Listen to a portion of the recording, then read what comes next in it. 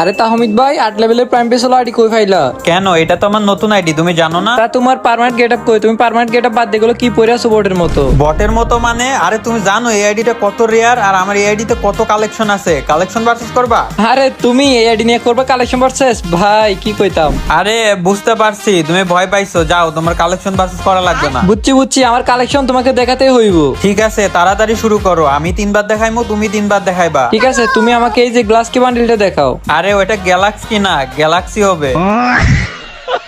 এই নাও তোমার Galaxy bundle, আমি জিততে গেছি।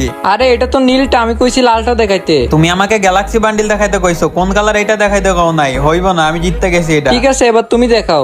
আমি দেখাইমু? আমি এমন একটা বান্ডিল দেখাইমু এটা তোমার কাছে নাই। আরে এই কার্টুন বান্ডিল এটা তো আমার কাছে আছে, দাঁড়াও দেখাইতেছি, এই যে দেখো।